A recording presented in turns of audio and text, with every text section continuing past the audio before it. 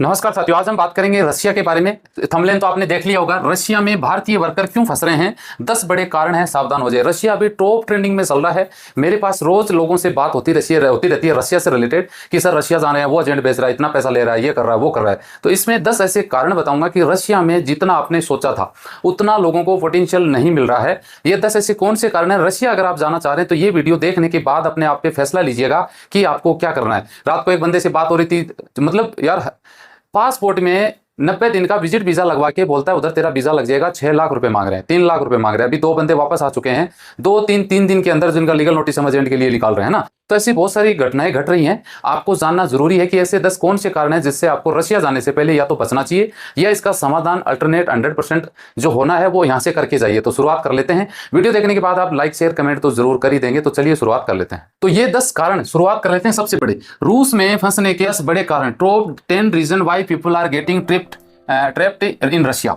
सबसे पहले बात करें कि भाई साहब लोग 3 लाख रुपए देके जा रहे हैं रशिया में। बहुत से फर्जी एजेंट को भारी रकम देके रशिया जा रहे हैं, वहां पे फंस जाते हैं। सबसे बड़ा ये कारण मेरा मानना हूं कि भाई साहब रशिया कोई बहुत बड़ी तोप कंट्री नहीं है, इतनी सनका नहीं है जितना लोग आपको बता रहे हैं। रशिया में 50-60 हज़ार रुपये आप कमा सकते हैं, कुछ उसमें से खर्चा हो जाएगा तो ठीक है, आपका काम निकल सकता है। लेकिन इतना पैसा न दें कि 3 लाख 4 लाख 5 लाख, जहां तक मैं मानता हूं 2 लाख रुपए लास्ट आपको वर्क परमिट वीजा पासपोर्ट में 1 ईयर का लगता है तो आप एजेंट को दे सकते हैं। अब विजिट वीजा आप यार 15-20 हज़ार का वीजा है, 25-30 हज़ार 40 हज़ार की टिकट आ जाती है, 60 हज़ार के खर्चे में आप 3 लाख रुपए दे रहे हो। ये वर्थ है, ऐसा नहीं करना है आपको। दूसरी बड़ी प्रॉब्लम है गर्मी और ठंड की समस्या। ये बड़ी प्रॉब्लम है यार। रूस में मौसम की स्थिति कठिन होती है, माइनस में। अब बहुत सारे लोग ऐसे रशिया में जाके वापस आ चुके हैं जो वहां गए थे बड़े सपने लेके, लेकिन वहां पे ठंड जो है, आप मॉस्को में जा रहे हैं तब तक तो ठीक है, लेकिन मॉस्को से बाहर निकल के दूर चले गए 1000 किलोमीटर 1500 किलोमीटर, है ना। इंडिया से मॉस्को पहुंचने में जितना टाइम लग रहा है उतना ही मॉस्को से उतर के फिर आगे जाओगे तो लगेगा फ्लाइट से।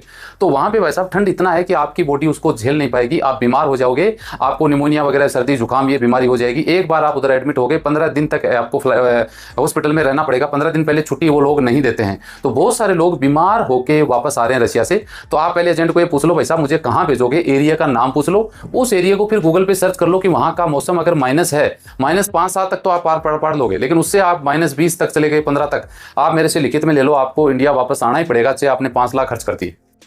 तीसरा बड़ा कारण है शुद्ध खाना नहीं मिल रहा है। भारतीय वर्कर को शुद्ध और अनुकूल खाना नहीं मिल रहा है, इस वजह से वो लोग बीमार हो रहे हैं। वहां पे भाई साहब सूप मिल रही है ना, तो मतलब एक तरीके से वो फूड मिल रहा है जिससे आपका पेट नहीं भर पाता, आप भूखे रहते हो, आप काम नहीं कर पाते, आप वो फूड खा क्या बीमार हो जाते हो, है ना। तो ये बड़ी प्रॉब्लम है खाने की। तो आप जिस भी एजेंट के थ्रू जा रहे हैं तो आप प्लीज कंपनी में जा रहे हैं, अच्छी बात है, आप वो सर्च और रिसर्च का विषय है और एजेंट के साथ में कि भाई तू अगर काम करवा रहा है तो तेरी ये भी डील हुई होगी, कंपनी खाना कौन सा देगी, ये बात आप पहले कर लें, फिर आपको लगे ठीक है तो आप आगे प्रोसेस करिएगा, वरना आपको वापस आना पड़ सकता है। चौथा बड़ा कारण है काम के घंटे ज्यादा। आपके जो काम का टाइम है ना वो वैसा बड़ा गलत है वहां पे। देखिए रशिया में आप लगभग यकीन मानो ठेकेदारी टाइप का काम हो रहा है। आपको यहाँ से 8 घंटे का तो कोई बोलेगा ही नहीं, 10 घंटे का बोलेंगे कि 10 घंटे काम करना है, फिर भी आपसे 12-13 घंटे काम करवा लेंगे। आपको ये लगेगा कि ओवर टाइम में शामिल हो जाएगा, ऐड हो जाएगा। महीने वाले दिन तनख्वाह आएगी तो आपको पता लगेगा कि ऐसा कुछ भी नहीं हुआ, आपको काट के ओवर टाइम तो छोड़ दो, उससे में भी काट के आपको पैसे दिए जा रहे हैं। तो आप ठगा हुआ महसूस करेंगे। जितना कैलकुलेट आपने महीने का कर रखा है कि मैं 12 घंटे रोज काम कर रहा हूं, मुझे इतना पैसा मिलेगा, और उससे मिले आपको आधे, तो आपको बड़ा नुकसान हो सकता है। तो ये बात डील कर लें। 10 घंटे काम है तो 10 ही करूंगा, 11 नहीं करूंगा। आपको जचे तो भेजना, भाई साहब पैसा ले रहा है एजेंट, पॉकेट में नहीं भेज रहा है, बात कर लीजिएगा, समझ गए। लेकिन ये काम जेन्युइन तभी होगा जब एक अच्छे मैन पावर ऑफिस से जाओगे। आप सब एजेंट फर्जी एजेंटों से जाओगे तो घंटा उनका कोई वैल्यू नहीं है उधर। दूसरी बड़ी बात, वीजा चार्ज बहुत ज्यादा है भाई साहब। वीजा चार्ज रशिया मतलब लोगों को लग रहा है रशिया जाके पता नहीं हम पाड़ देंगे सबको, ऐसा कुछ नहीं होगा भाई साहब। रशिया का अच्छी मैन पावर ऑफिस दिल्ली से अगर आप जा रहे हैं तो लाख रुपए में आपका काम हो सकता है। आप हद से हद 2 लाख रुपए दे सकते हैं, इससे ऊपर कोई मांग रहा है तो आप छोड़ दो और ढूंढ लो। अगर उसको और कोई मिलेगा ना तो भाई साहब आपको भी और कोई मिल जाएगा। आप ऐसा काम मत करो यार, इतना पैसा मत दो रशिया का, बहुत ज्यादा पैसा दे रहे हो। विजिट टू वर्क काम हो रहा है, वर्क वीजा पर भेज के वर्क वीजा के बदलवाने का दावा किया जाता है जो कि इनलीगल है। भारतीय कानून में भी इनलीगल है, रशिया में भी इनलीगल है कि आप यहाँ से विजिट में चले जाओ, हम वहां का आपका वीजा कन्वर्ट करवा देंगे। ठीक है, हो जाता है कुछ लोगों का, और करवा भी देते होंगे क्योंकि वो इतना पैसा जो लेते हैं आपसे, लेकिन ये इनलीगल है, ये गलत है। जब आप विजिट का पैसा देके जा रहे हो तो ठीक है, कोई नहीं, परमिट करवा दो। अगर आप इंडिया में वर्क परमिट का पैसा देके जा रहे हो, फिर भी आप रिस्क लेके जा रहे हो विजिट वीजा में, कल को वहां पे गए, आपका कंपनी को काम नहीं जचा, आप नहीं जचा, ट्रेनिंग में फेल हो गए, टेस्ट में फेल हो गए, आपको ये नहीं, आपको वो नहीं, आप तो इंडिया वापस आ जाओगे। दिक्कत है ना आपको। सातवीं बड़ी प्रॉब्लम है लैंग्वेज टेस्ट में लोग फेल हो रहे हैं। बहुत सारे लोगों को हमने देखा है कि जो रशिया में जा रहे हैं, अब बिल्कुल जैसे तो 10वीं 12वीं पास हैं, वो तो चलो कुछ वर्ड हैं वहाँ के वो कैच कर लेते हैं, लेकिन वो जो बेचारे बिल्कुल ही अनपढ़ हैं, उनको हिंदी भी बोलना नहीं आता, वो लोग वहाँ पे रशियन लैंग्वेज कैसे सीख सकते हैं? एजेंट हैं कि उनसे पैसा मोटा लेके आंख बंद करके भेज देते हैं। वो लोग अगर टेस्ट में फेल हो गए रशियन लैंग्वेज के टेस्ट में, तो कंपनी उसको वापस भेजना पड़ेगा, क्योंकि उधर उनका प्रोसेस नहीं होगा। फिर ये वहाँ की गवर्नमेंट का रूल है, समझ रहे? तो ये भी एक दिक्कत वाली समस्या है। एजेंट चीटिंग और धोखाधड़ी भी कर रहे हैं भाई साहब, एजेंट चीटिंग करते हैं, फर्जी एजेंट द्वारा है ना बेवकूफ बनाया जाता है। रशिया में 10% सही एजेंट हैं जो रशिया भेजने का काम कर रहे हैं, बाकी 90% एजेंट ऐसे हैं जो फर्जी हैं, जो आपको कुछ न कुछ बहाने से कहीं ना कहीं सोशल मीडिया से मिले होंगे और कहीं मिले होंगे, किसी ने रेफरल दिया होगा, दोस्त ने दिया, जानकार ने आपको नंबर पकड़ा दिए होंगे, या आपने फेसबुक पे अपने नंबर लिख दिए होंगे तो आपको कॉल आ गया होगा।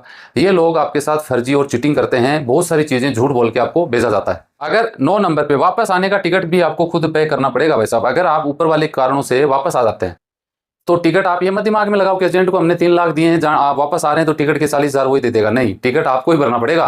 और टिकट आप अगर इंडिया आओगे तो इमरजेंसी में आओगे तो टिकट भी पैसे भी जस्ट डबल पैसे लग जाते हैं आपके।